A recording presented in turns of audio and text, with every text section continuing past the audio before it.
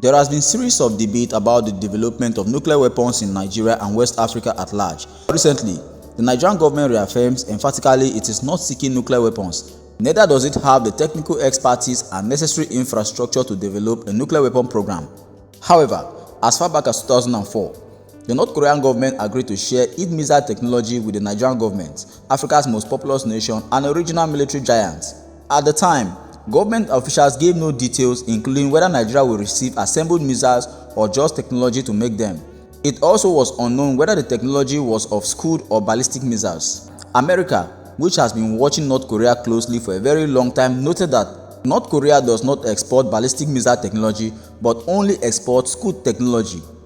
At the time, Nigeria actually noted that any missile help would be used for peacekeeping and to protect its territories. The then Vice President of Nigeria agreed to the program of cooperation that includes missile technology, as North Korean officials showed their Nigerian military counterpart a catalogue of what they have, but Nigeria was yet to take any concrete step towards acquiring it.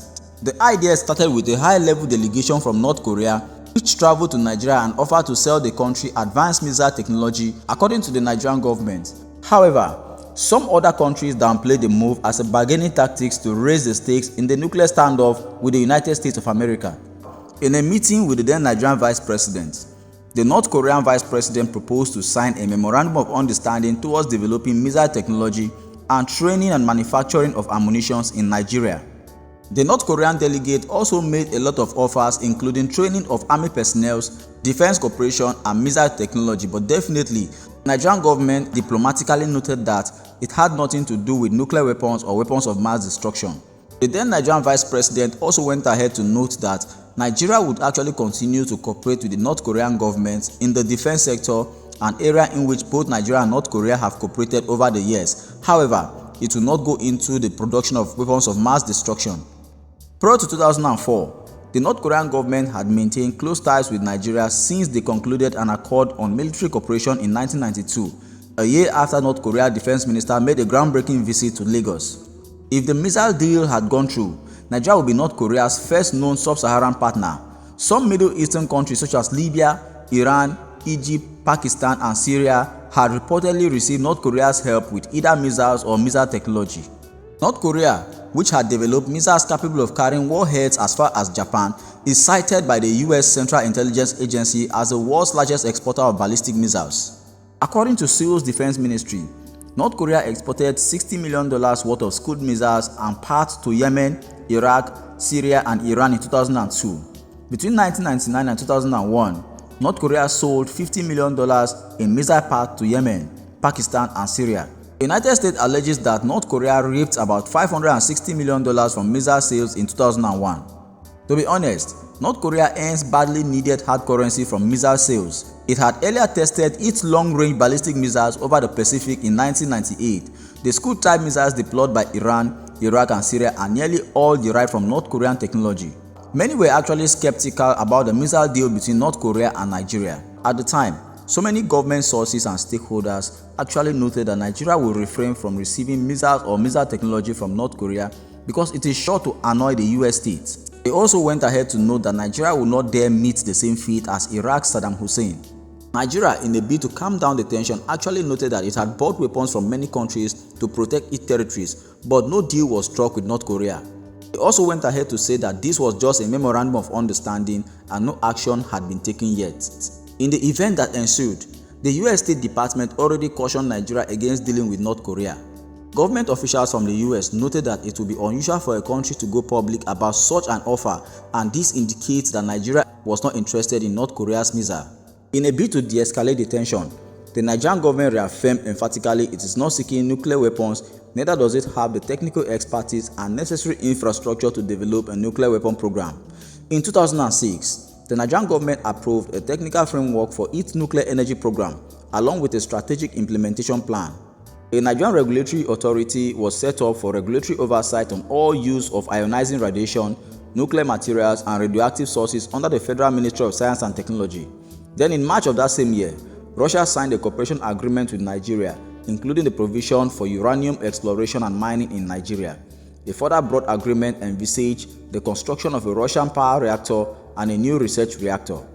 Nigeria's first and only reactor finally came live on stream, officially commissioned at the Ahmadu Bello University in 2004. It took 2 years for the facility to become operational. This development in a quick succession fueled paranoia amongst Francophone West Africa who fear Nigeria is developing a weapon of mass destruction capabilities. It was on this note that France, Chad and Mali signed a new defense pact, an agreement that would let Paris maintain a prominent role in its former colonies. This new pact, a defense cooperation treaty that replaces an old agreement, outlines the framework for French intelligence sharing, training and equipping of Chadian troops by the French.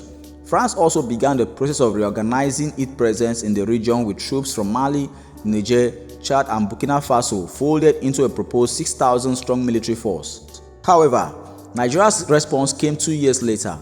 In July 2008, in a move that rattled the international community, Nigeria announced the possibility of acquiring ballistic technology again from North Korea. Now, the United States had previously warned Africa's most populous country to stay clear of the pursuit of nuclear weapons technology. But this time around, the United States took a much measured tone. All this was happening at the time when the United States wanted to stop North Korea's missile activities. The United States government then sent a warning to the Nigerian government to stay clear of military collaborations with the North Korean government. It was at this point that the Nigerian government actually issued a statement, and it noted that each relationship with each country is determined by what it believes is its national interest. The fact that North Korea has been demonized does not mean that Nigeria should avoid North Korea.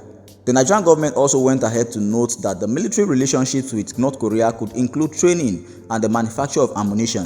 What raised eyebrows was the claim that Abuja wants North Korea to help to strengthen its defense, specifically in the area of missile technology.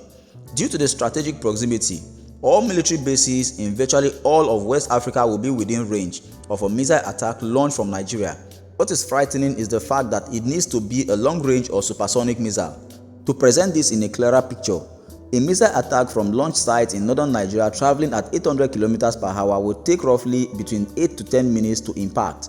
If supersonic, time from launch to impact would take at least 4 to 5 minutes. Without prior warning or knowledge of an impending strike, it will be virtually impossible to defend against a Nigerian missile attack.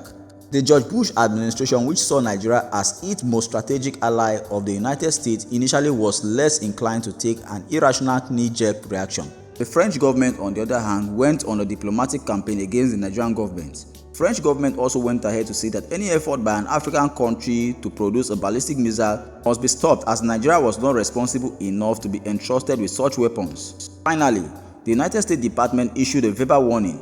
If Nigeria decided to go ahead with the deal, the United States may consider seizing the materials while in transit or could impose punitive sanctions on Nigeria. This was on the basis that Nigerian Army is considered one of the best equipped and trained in Africa, and although struggling with ethnic and religious unrest, it does not face any major external military threat to justify the pursuit for nuclear and ballistic missile technology. Until today, it is believed that if the Nigerian government had gone through with the plans to adopt the North Korean ballistic missile technology, Nigeria would have earned the unenviable distinction as the first sub-Saharan African state to introduce ballistic missile technology to the region. Also, the United States relationship with Nigeria would have been severely damaged, and a substantial amount of US military and economic aid given to Nigeria would be placed in jeopardy. North Korean ballistic know-how in Nigerian hands would cause a major shift in the balance of power in Africa and compromise Western interests in the region, and so the mechanism was put in place. The CIA, French intelligence service, and their proxies were tasked to break up the Nigerian state on or before 2015. What happened next will have a far-reaching consequence in Africa that is still being felt until this day.